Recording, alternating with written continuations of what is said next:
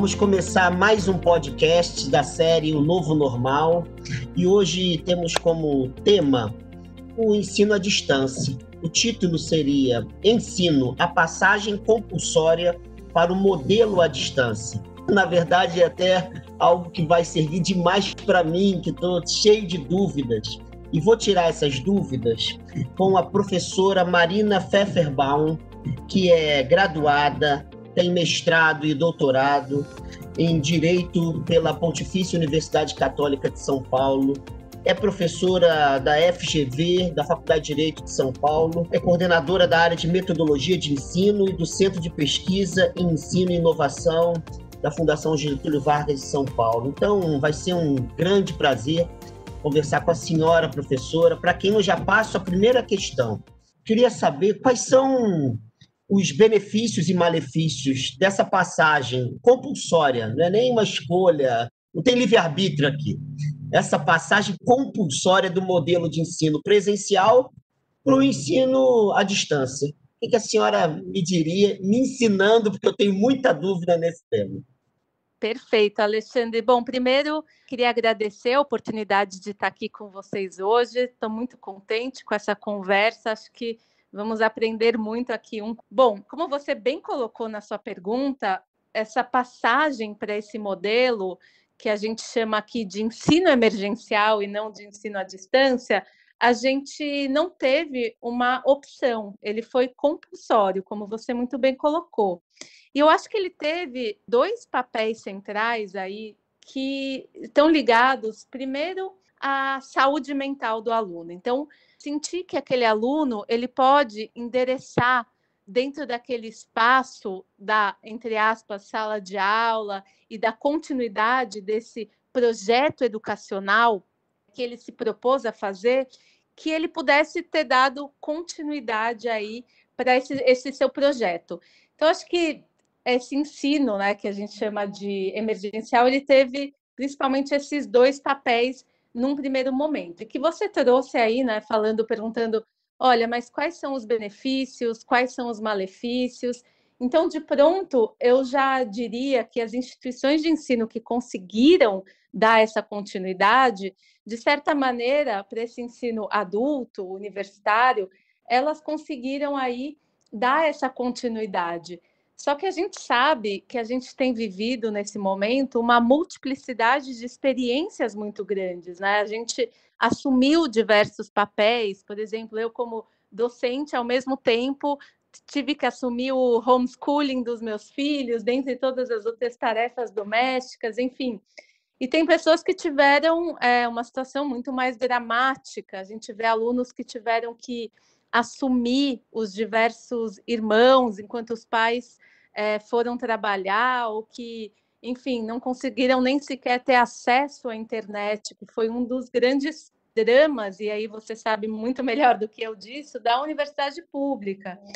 Que eu imagino que teve uma questão muito importante, que não era só a questão, de uma certa maneira, da universidade pública, de não adotar esse tipo de ensino num primeiro momento, que era até uma forma de criar uma resistência. Que o papel da universidade, ele é um papel que transpõe muito mais essa sala de aula mediada, né? Ele é um papel que você tem questões políticas, de resistência, de crescimento dos alunos por muitos outros lugares. Então, de certa maneira, teve um ato político da universidade pública, né, e não querer dar essa continuidade, mas também tiveram essas questões dramáticas aí da diferença desse acesso que a gente encontra nessa diversidade. E aí, acho que, para falar em benefícios, malefícios, a gente tem muitos pontos aqui para tratar, mas principalmente nós, docentes, instituições de ensino, nós não tínhamos muita afinidade com o ensino à distância. Isso posso falar principalmente na faculdade de Direito, a resistência é muito forte, inclusive dos nossos órgãos de classe. A gente não tem nenhum curso 100% à distância, né? Isso tem um certo motivo, né? A gente sabe que a qualidade desse ensino ele é muito ruim no presencial. O que dirá no online, que foi algo que a gente conseguiu aí observar e o quanto, em termos negativos, né, a gente foi, ao longo desse semestre, a gente, não digo a gente porque a gente é uma escola privilegiada que trabalha com ensino participativo, mas o quanto a gente via até campanhas, não deixe seu professor sozinho, um afastamento gigante aí dos alunos com relação aos seus professores e a esse ensino mediado e bidimensional. Professora Marina, olha, desculpa, aqui tem uma orquestra aqui na minha casa, que é uma obra lá do lado de fora, mas está entrando aqui. Mas eu queria perguntar uma coisa bem objetiva. É possível presença no ensino à distância? E eu pergunto isso por uma razão. Eu tenho dado muitas aulas assim, né, online, e meus filhos têm tido aula online. E muitas vezes meus filhos sentem assim uma experiência que é muito interessante. Gostam da aula, acham que a aula foi muito proveitosa, assim comigo também, mas ao mesmo tempo reclamam de que não está tendo a presença. Então, se há presença, de que tipo se trata? Ou de quais tipos, se essa presença puder ser experimentada no plural? Você podia falar um pouquinho para a gente sobre isso?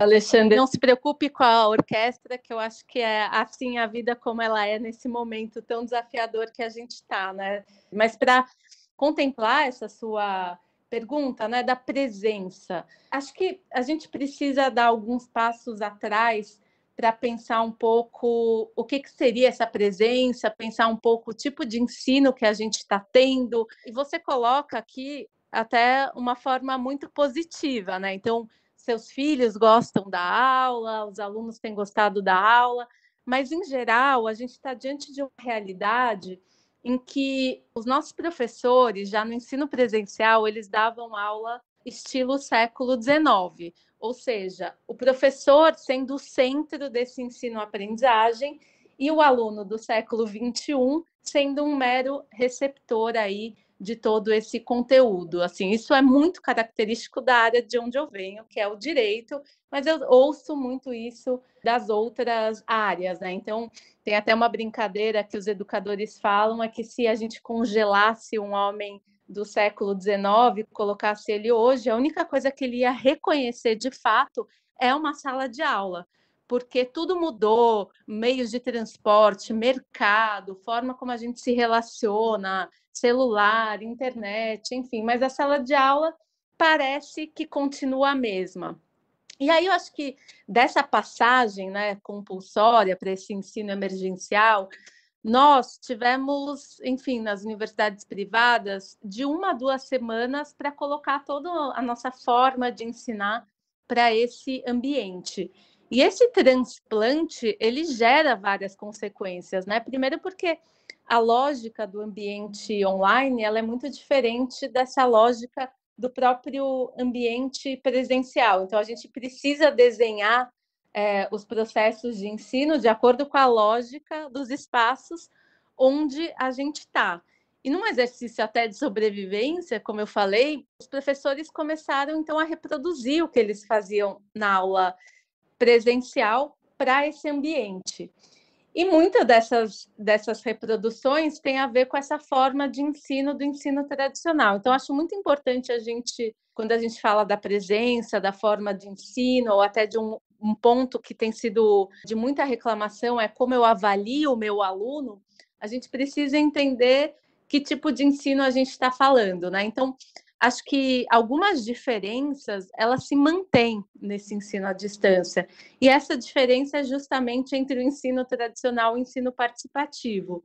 Quando a gente tem no tradicional o professor, que é o centro, no participativo a gente passa, então, a ter o aluno como protagonista da construção de conhecimento. Então, ele precisa ter autonomia para ir atrás dos seus próprios conteúdos, ir atrás, e o professor acaba sendo um facilitador disso, né?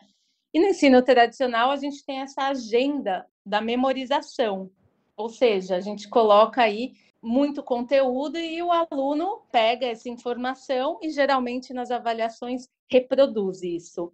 E o conhecimento, por fim, ele é objetivo e os alunos são tratados como iguais, ou seja, eles são tábulas rasas que a gente precisa preencher de informação.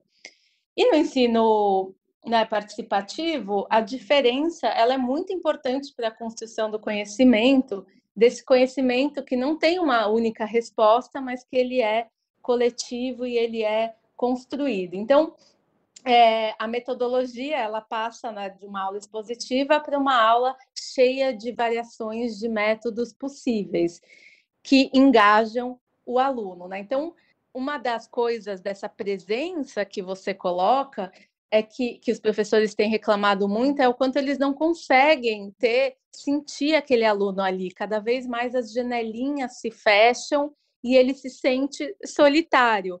Mas se o professor tem se sentido solitário dessa forma, talvez é porque ele também esteja provocando essa solidão no aluno, né? Ele não está fazendo atividades participativas, ele não está trazendo um conteúdo significativo. Então, acho que a gente precisa pensar muito nessas questões, né? Que tipo de ensino a gente quer, mesmo nesse contexto do ensino emergencial, porque se a gente acredita que trazer questões como emoção, saúde mental para esse tipo de ensino é importante para a gente qualificar o nosso argumento, então a gente precisa do envolvimento desse aluno e não simplesmente dar uma aula palestral e de conteúdo que o Google já nos fornece de uma maneira muito mais efetiva, né? Professora, eu me lembrei de que essas aulas que os meus filhos gostaram foram aulas interessantes, que foram participativas mesmo. Foram aulas de educação física que o professor chamou a família.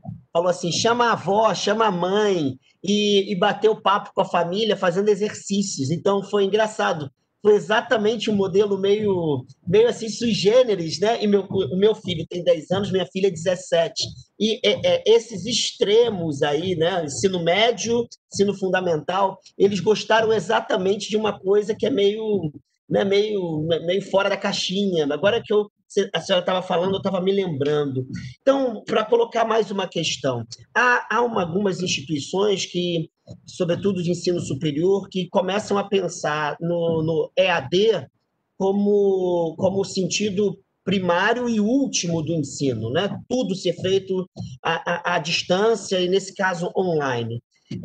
Isso é um destino de todo o ensino? Isso a senhora acha que vai não só atuar nos centros universitários, no ensino superior, mas também no ensino médio, fundamental? É possível isso? Nossa, Alexandre, essa sua pergunta é realmente um dos maiores terrores que me assombram e acho que socialmente ela é muito complicada, né, de você pensar esse ensino à distância. Acabei de escrever um artigo semana passada para uma revista justamente trabalhando esse tema, falando por que estamos árduos para voltar ao ensino presencial. E eu acho que muito dessa sua provocação, a gente precisa pensar na centralidade que a sala de aula ela ganhou hoje nesse ensino emergencial, que, de novo, ele é diferente desse ensino à distância, já que a gente está num contexto aí muito mais de sobrevivência do que desenhando o ensino à distância mesmo, com qualidade, mas a sala de aula ela fica extremamente central nessa relação. E isso tem um desafio muito grande, porque 85% da nossa comunicação ela se dá por meio de uma comunicação não verbal, ou seja, eu estou olhando fisicamente como aquele meu aluno está se portando, eu olho também como é que as conversas paralelas na sala de aula estão acontecendo. Então, eu estou olhando e sentindo aquele espaço e falando cada um no seu momento, e não só como a ferramenta quer que a gente fale, né? Um por vez, de uma forma que seja minimamente ordenada.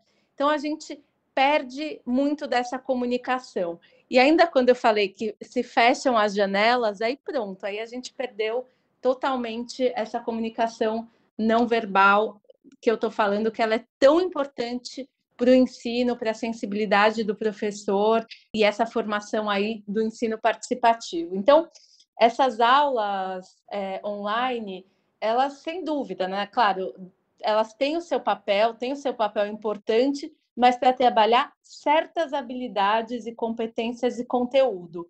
Tem coisas do ensino presencial que não são substituídas por esse ambiente. Assim. Então, eu tenho ouvido muito as instituições de ensino falarem, olha, agora é o momento da gente investir em ensino à distância, vamos desalugar nossos prédios e investir muito nessas ferramentas. Mas eu diria que é um contra-argumento para isso, muito que eu tenho visto das universidades norte-americanas. Assim, não, vamos investir sim no ensino presencial, uma educação premium, né, de qualidade, que a gente possa até ter esses dois mundos, o melhor de cada um desses mundos, né, para um ensino híbrido, mas que a gente não perca esse espaço de aprendizagem que se dá no bar, que se dá nos centros acadêmicos, que se dá com o outro, que se dá na lanchonete, que se dá no acaso. Isso é insubstituível pelo espaço virtual, sendo que a gente precisa, e aí eu acho, voltando à sua pergunta anterior e o seu comentário da aula que o seu filho gostou, que tem a ver com uma questão muito importante, que é a questão da humanização, que é isso que é diferente nesse momento do ambiente online. A gente precisa humanizar esse espaço. Então, quando você coloca a sua família, coloca o ambiente em que você está como parte, né, desse processo, você deixa entrar o barulho da sua casa, até porque você é ser humano, ou seu filho gritando atrás, é muito importante para deixar esse espaço que aparentemente é tão distante, mas que a gente pode romper um pouco dessas barreiras e aproximar o nosso aluno. Tem um exemplo que eu gosto muito de trazer, que é logo nas primeiras semanas em que começou a pandemia lá na FGV, eles mandaram um pano de fundo para a gente colocar na nossa tela, escrito FGV bem grande. E os professores, até num ato de desobediência civil, que eu achei muito legal, eles falaram, não, o momento agora é de humanizar, eu quero que o aluno veja meus filhos, quero que ele veja minha samambaia, quero que ele participe dessa dificuldade, né, desse desafio, porque eu sou ser humano também. E é importante que eles entrem, de certa maneira, na minha casa, eu possa entrar na casa deles, para que a gente possa humanizar ao máximo esse ensino que já é tão gelado. Então, eu defendo profundamente que a gente não pode acabar com o ensino presencial, que há coisas que são insubstituíveis desse ensino e que a gente precisa, sim, claro, olhar para esses dois mundos, mas aproveitar o que tem de melhor em cada um desses espaços. Professor, então, essa pergunta que eu vou fazer tem relação direta com essa sua resposta. Eu tenho ouvido algumas pessoas justificando o ensino à distância pela possibilidade de democratizá-lo, pela possibilidade, por exemplo, eu dou aula para uma instituição que é só EAD, uma pós-graduação lato sensu, que permite que pessoas do país inteiro, até fora do país, estudem. Isso é um argumento que as pessoas tendem a colocar como algo favorável a esse tipo de ensino. Mas, por outro lado, muita gente da área pedagógica diz exatamente isso que a senhora está dizendo.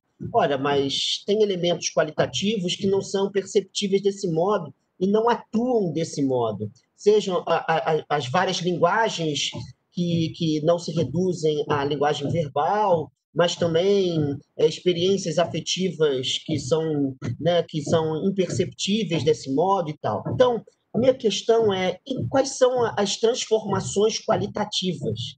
O que há de perda ou de ganho no âmbito qualitativo desse ensino à distância?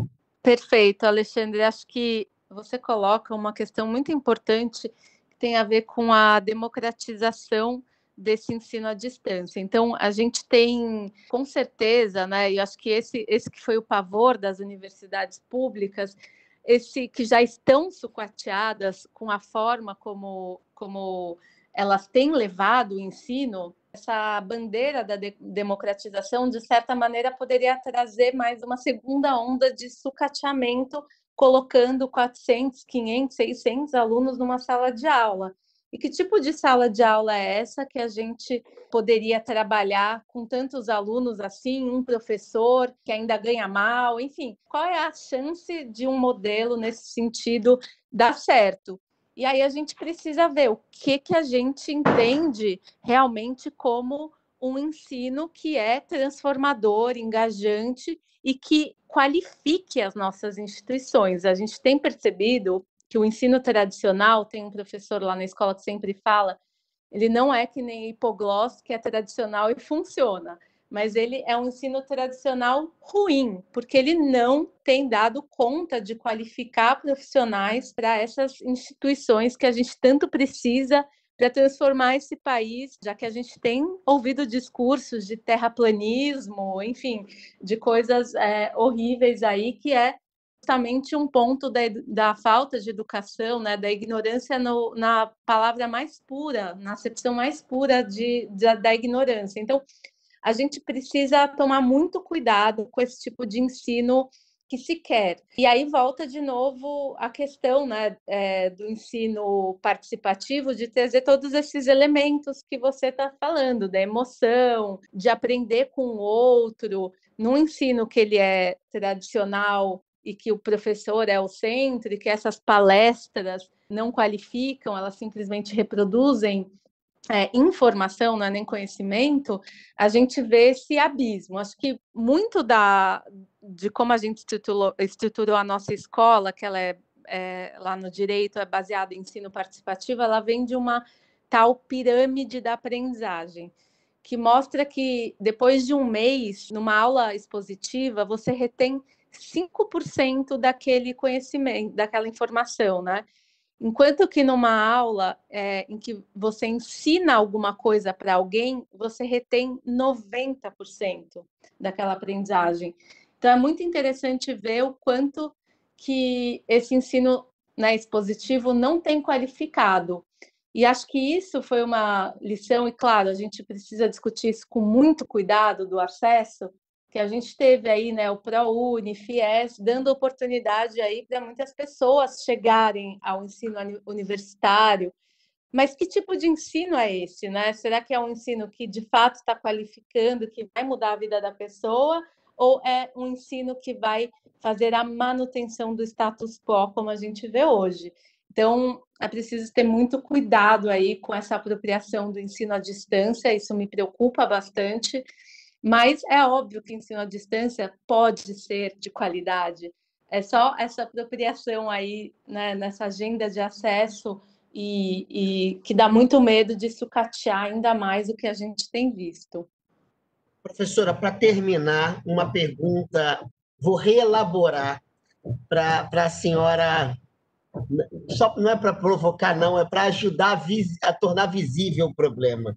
Se o Paulo Freire, nosso patrono da educação, se Paulo Freire se deparasse com o ensino à distância, o que a senhora acha que ele consideraria relevante para os discentes em geral, para as alunas e para os alunos? A senhora conseguiria ver alguma coisa importante para ele? Ele valorizaria o quê? Ou não valorizaria? Ou faria uma crítica ácida a esse modelo? Mas se ele valorizasse, o que seria? Eu acho que, claro, a gente tem muitas virtudes do ensino à distância, e uma delas que você já colocou aqui é que no ensino à distância a gente tem uma possibilidade de ter um mundo dentro da nossa sala de aula também, e a gente não teria, por exemplo, a oportunidade aqui, claro que a gente não está numa agenda de ensino, mas de poder gravar um podcast com vocês no Rio de Janeiro, eu em São Paulo, e assim por diante. Então, acho que essa questão de você ter um multiculturalismo, um acesso sem fronteiras, isso é maravilhoso, e Paulo Freire, sem dúvida, ia achar isso incrível, porque ele trabalha a agenda da diversidade e inclusão como ninguém. Então, essa possibilidade é muito rica, inclusive a gente teve a oportunidade de ter pessoas que a gente nunca conseguiria ter nos nossos cursos com os nossos alunos para conversar, secretários de Estado, de vários locais diferentes, pessoas de universidades estrangeiras. Então, isso é maravilhoso, é enriquecedor. Pessoas do Brasil inteiro, Norte, Nordeste, como a gente nunca falou antes. Então, acho que esse lado da tecnologia é simplesmente maravilhoso e a gente precisa prevalecer com ele, né? Então, acho que a gente tem formas de trabalhar esse ensino à distância de uma maneira mais humanizada. A gente precisa colocar essa agenda de competências, habilidades para essas formas de ensino e não deixar que a gente continue aí pondo no ambiente online o ensino do século XIX, porque isso é uma coisa que eu acredito também. A gente pode sim dar uma excelente aula, um excelente curso EAD, só que a gente precisa fazer o desenho conforme a lógica do ensino à distância. E neste momento a gente está vivendo ensino emergencial remoto, não ensino à distância. Então, acho que isso é muito importante a gente ter clareza. Então, se esse desenho ele tiver uma agenda de uma mudança de paradigma, que é o ensino participativo, que eu já fiz cursos incríveis à distância com essa agenda, é muito possível a gente qualificar, né? O que não dá é para a gente simplesmente deixar esse espaço como um mero, enfim, repositório de informações a mais. Então, acho que a gente olhando para isso e olhando para essa possibilidade da gente poder fazer um ensino híbrido, em que a gente olhe o melhor do ensino à distância, que abre esse mundo para a gente, essa janela de oportunidades, mas também com o melhor do presencial, que são essas trocas, o acaso, as coisas que não são substituídas do espaço universitário e que não devem ser mediadas pela sala de aula, elas devem acontecer por outras agendas, enfim, por outros propósitos que não só a mediação do professor.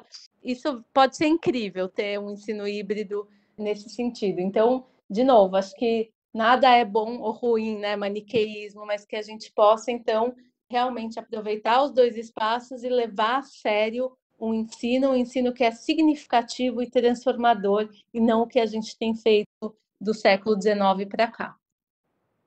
Professora, antes de terminar, eu queria acrescentar uma pergunta, uma curiosidade minha, a partir da sua fala até agora. Muito do que a senhora falou, eu fiquei imaginando aquela educação bancária do Paulo Freire, lá no Pedagogia do Oprimido, né? Aquela coisa verticalizada e sem espírito crítico, sem uma relação transformadora consigo, com os outros, com o mundo, né? Que era uma proposta dele e também de muita gente, né? Que veio aí a reboque dele. Eu queria, então, fazer uma pergunta assim, que me parece o contraponto da que eu acabei de falar sobre o corpo discente, né? Agora, pensando no corpo docente, o que seria a formação de professoras e professores dentro, né, dessa experiência que a gente está tendo da pandemia, de que o recurso da educação online ele pode favorecer a outras estratégias de ensino. Como seria a preparação desses novos profissionais para lidar agora com essa ferramenta que se tornou muito evidente no meio do contexto pandêmico?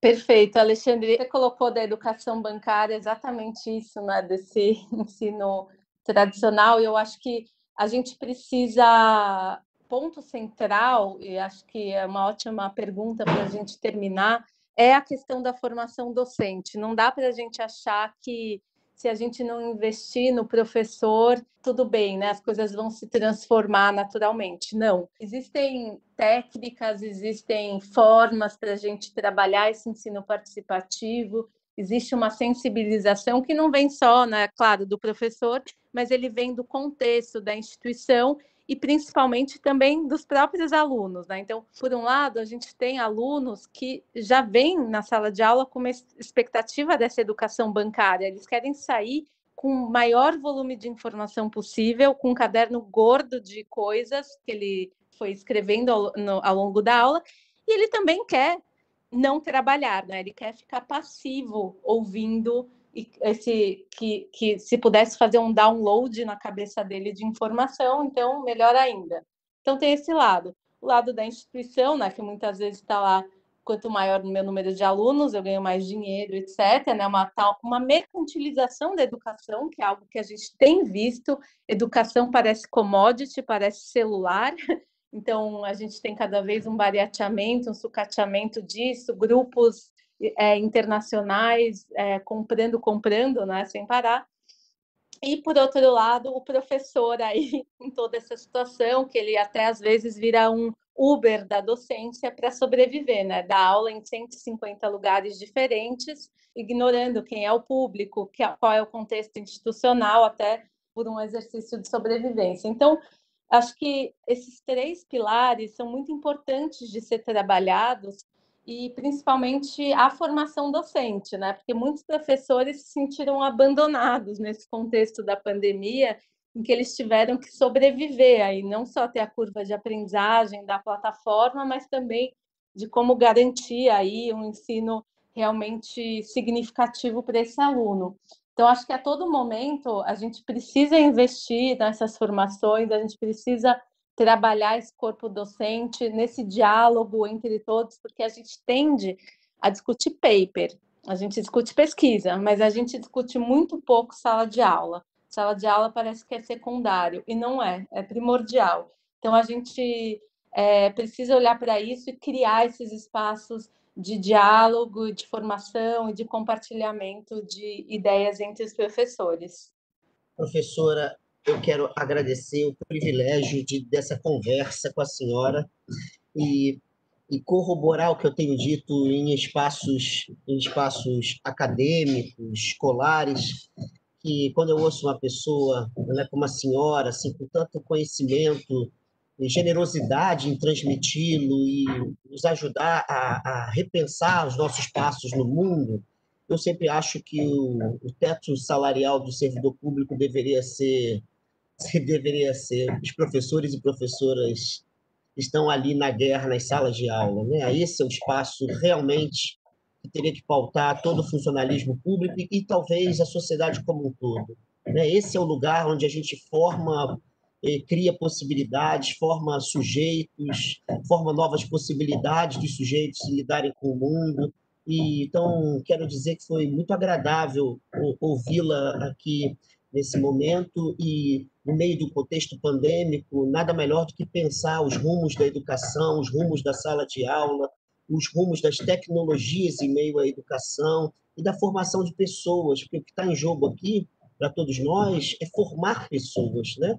Não é meramente deformar, né? Deformar, impor conhecimento de cima para baixo, né? Uma espécie de xarope. Ao contrário, é formar cidadãos, cidadãs, sujeitos responsáveis pelos destinos comuns. E a senhora me trouxe aqui muita informação valiosa. Muito obrigado. Gostaria muito de revê-la em outro momento. E vou passar a bola de novo para a senhora antes da gente fechar o nosso podcast. Bom, eu que agradeço, Alexandre, muito legal conversar contigo, te ouvir também. Enfim, para nós que somos militantes aí de uma educação melhor, uma educação de qualidade significativa, a gente precisa realmente olhar para esse momento como um momento, claro, de oportunidades, mas de tremendos desafios que a gente precisa pensar e refletir para que caminho que a gente quer ir. Então, acredito que a educação é a única salvação que a gente tem para esse país cheio de desigualdades, que a gente realmente precisa empoderar as pessoas para realmente a gente conseguir lutar para ter um Brasil melhor. Então, muito obrigada pela oportunidade, foi muito legal estar com vocês. Obrigado, professora, obrigado a todo mundo que nos escutou. Ao som de uma orquestra aqui, da obra aqui do lado, teve Beethoven, Mozart, teve até samba, mas não vou pedir desculpas, porque acho que todo mundo se encantou com a musicalidade dessa obra tão bonita. E desejar que encontros como esse voltem a ocorrer cada vez mais aqui no TRT. Obrigado, professora, obrigado a todo mundo que nos escutou.